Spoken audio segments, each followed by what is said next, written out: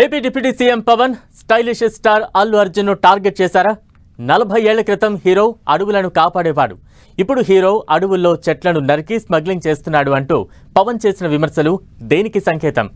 ఎన్నికల సమయంలో అల్లు ఫ్యామిలీతో మెగా కుటుంబానికి గ్యాప్ వచ్చిందనే టాక్ నిజమనుకోవాలా?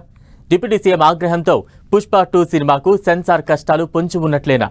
మెగా అల్లు కుటుంబం వద్ద ఏం జరిగింది? పవన్ కామెంట్స్ వెనుక సీరియస్నెస్ ఎంత?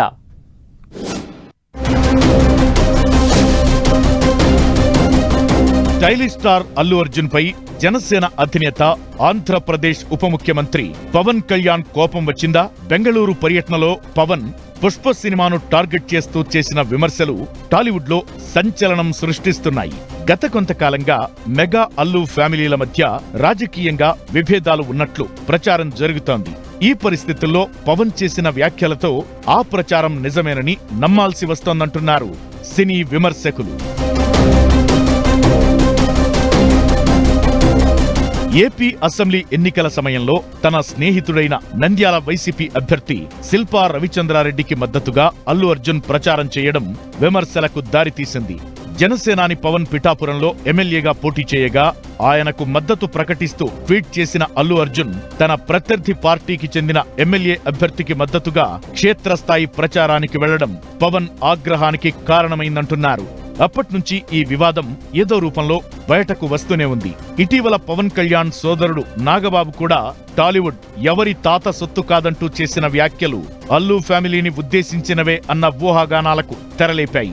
ఇదే సమయంలో mega compound hero Sai Dharam Tej, Nagababu కుమార్తె నిహారిక తమ ఎక్స్ ఖాతాలో అల్లు అర్జున్ ను అన్ఫాలో చేశారు. ఈ వరుస సంఘటనలతో అల్లు ఫ్యామిలీతో మెగా కాంపౌండ్ కి గ్యాప్ వచ్చిందనే టాక్ తీవ్రమైంది. ఎన్నికల సమయంలో మొదలైన ఊహాగానాలు ఇప్పటికీ ఏదో రూపంలో ప్రచారంలో ఉంటూనే ఉన్నాయి. ఎన్నికల్లో 100% స్ట్రైక్ రేట్తో విక్టరీ కొట్టిన పవన్ మెగాస్టార్ చిరంజీవి ఇంటికి వెళ్లగా కుటుంబ సభ్యులు అపూర్వ స్వాగతం పలికారు.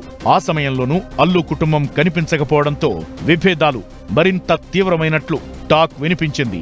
అయితే ఇప్పటి వరకు ఈ విషయంపై ఎలాంటి వ్యాఖ్యలు చేయని పవన్ తొలిసారిగా పుష్ప సినిమా ఇతివృత్తాన్నే టార్గెట్ చేస్తున్నట్లు విమర్శలు చేయడం సంచలనమైంది. ఇప్పటికే పుష్ప ఫస్ట్ పార్ట్ తెలుగునాట సంచలన విజయం సాధించగా రెండో పార్ట్ శరవేగంగా నిర్మితమవుతోంది.